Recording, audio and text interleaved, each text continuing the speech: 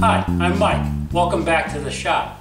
In today's episode, we're hooking up the electric radiator fan to the RTMR.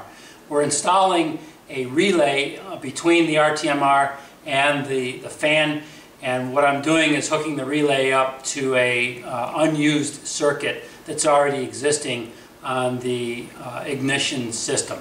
And the way I'm setting it up is so that when the car is turned off, the radiator fan will continue to help cool down the system.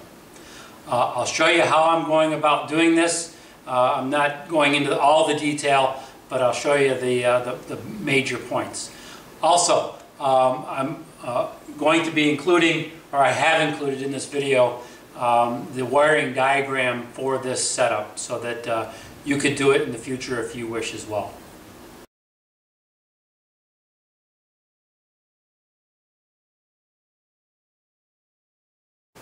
As you can see, the wiring isn't completely routed yet. I'm doing this in stages. What I have done up to this point is, you can see this nut right here where my finger is. You can see this nut right here where my finger is. That is actually holding in place the relay.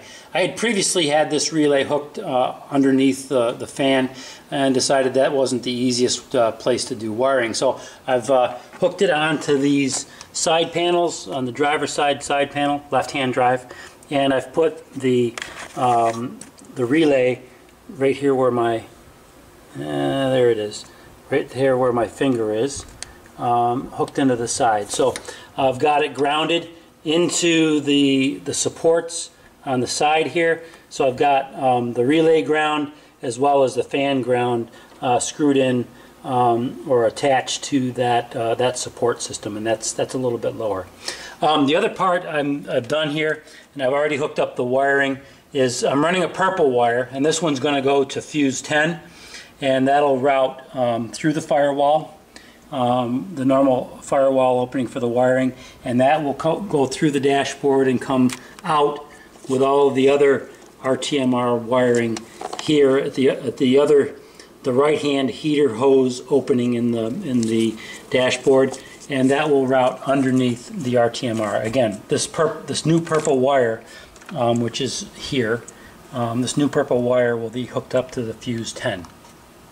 Now, the other thing that I found that was kind of interesting is on this front engine harness, which is here, there is a run of a couple of wires that I'm going to put it right on the tire so it's easy to see. There is a harness that has a brown with red stripe wire, and there's a white, it's kind of hard to tell because it's a little dirty, but it's a white with a purple stripe. What's interesting is neither one of these, as far as I know, has ever been used on this car. If you read it on the Lucas wiring diagram, there weren't any components on this car that actually hooked up to this, as far as I know. The one that's of interest is this brown with red stripe. This wire actually goes right back to the ignition switch, and this wire is always hot. So what I'm going to do is reroute this wire up to the thermal switch, which is on the radiator, and that's going to be my power to the thermal switch. And this thermal switch is designed, if I read it correctly, opens up at 165 degrees. So I'm going to have the always hot on one side, and then the thermal switch, when it's on, when it's turned on at 165 degrees, I'm going to have another wire come right off of here and go into circuit 86, I think, or 85. Whatever the switch is, it's on the diagram. I will have that hook up. So since it's always going to be powered, it will always be on. It will open, it will trigger the switch, it will trigger the relay. The purple wire is also always hot, and the purple wire is fused from the ignition. So I will have a always hot connection that the fan will run whenever it's above 165 degrees, and it'll add additional cooling or additional cool down after the car is off. So I kind of like that solution.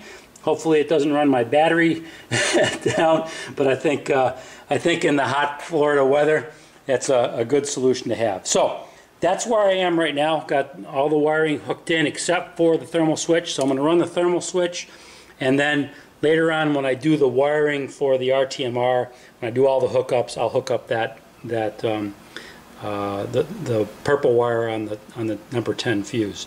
I'm going to work off camera, get the wiring hooked up for the thermal switch, and I'll show you what that looks like when I'm done. The setup I have here for the electric radiator fan is I've added on a T-fitting, and this runs from the outlet of the water pump, and it's running next to the thermostat connection for the temperature gauge in the dash. I've added this thermostat switch, thermal switch on the end of the T, and then into the manifold. So basically just adding an additional connection here. The wiring for this, as I said earlier, I found a extra brown with red stripe wire that was doing nothing. This is connected, it's brown, so it's always hot. And I've verified that with my multimeter. So it is hot when connected to the battery. So I've repurposed this wire that had no purpose. Pretty cool, huh? This is the power to the switch. So this is the 12 volt to the switch, and I've taken the excess brown wire that was originally on the alternator, and I've repurposed that. I've connected that to the relay for the electric fan. So I've got brown and red wire coming in. That's the power for the switch, and then the repurposed brown wire will now run to the relay. You'll see this on the wiring diagram.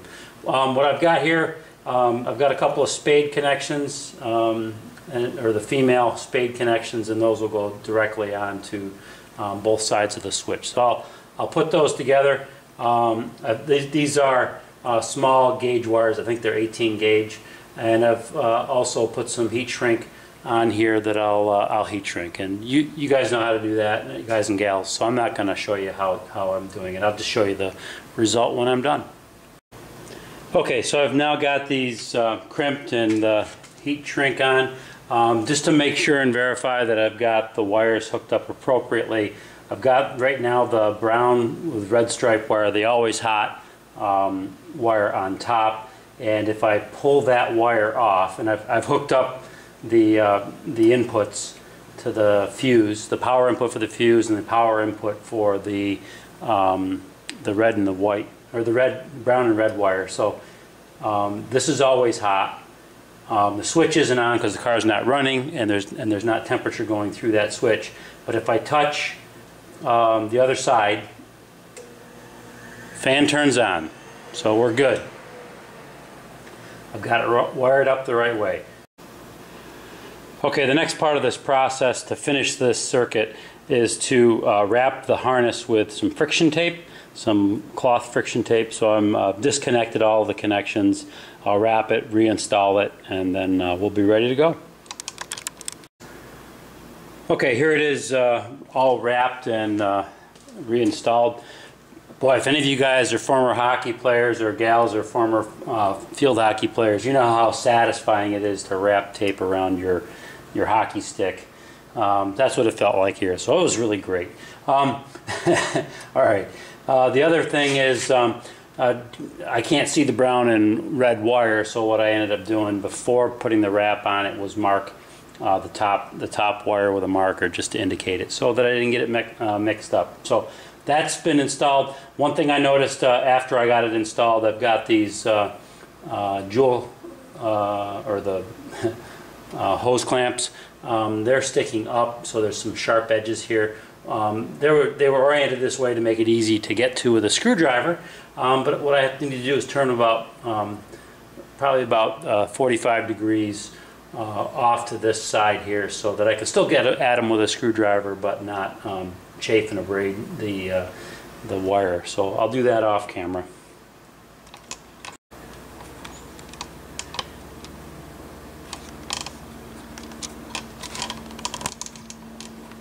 I realized that in the last shot you couldn't see what I was talking about. It was these two hose clamps right here. I ended up, they were facing straight up, the heads of the screws were facing straight up, and these two leading edges of the band were standing straight up as well, and were causing a bit of a chafing opportunity. I turned it so the heads were facing 45 degrees off this way, and the leading edges were still sticking up, so I decided to go in the opposite direction.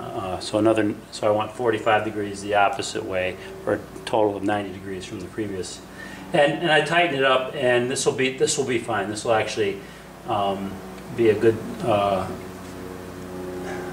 approach, and I will secure this in place over on the lifting lug on the front of the engine with a zip tie. So it'll be flexible enough, but it also will be held in place strong enough so that it's not flopping around and causing excess rubbing. Okay, so this is the final view of the overall setup. I've got the relay down inside the front of the side panels on the driver's side, or left-hand side for those that are in the UK. The relay is facing down, so all the wiring's at the bottom of that, but still relatively easy to get to. I've got all of the wiring coming from the still unwrapped wiring harness. It's just temporarily in place at this point. So I've got a purple wire, so it's a fused always hot wire going to the number 30 part of the circuit. I've got the brown red wire that is going to the which is an always hot wire going to the power side of the thermal switch. And so we've got our setup. We've tested it. It works. I've got the harness wrapped with tape. I've also zip tied it to the lifting lug in the front to provide a little bit of stability to that, and that runs right down here. So we're set. We've got everything wired up. It works. So we're good. On to the next part.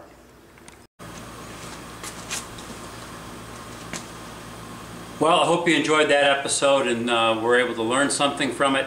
We've got 2 more episodes of hooking up relays. One is the relay for the windshield wiper. That's actually going to be quite interesting. There's going to be 2 different 5-pin relays on that, and going to have to do a little bit of experimenting to see if this type of setup will work with 2 relays on a 2-speed washer. Sorry, 2-speed wiper. And then the other one we've got, which will be our next episode, is going to be setting up the relay for the low beam. That's separate from the RTMR. I put it onto the inside of the dash, or inside the bulkhead area. So that'll be the other relay. That's actually the next episode. And once we've finished those, we'll move on to fully wiring up the RTMR so that the front half of the car will be operational.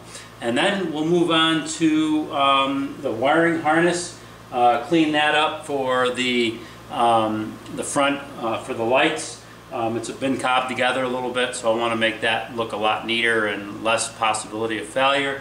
And then we'll move on to the rear brake harness. So I'm looking forward to doing that. As always, I'm interested in your feedback and any suggestions.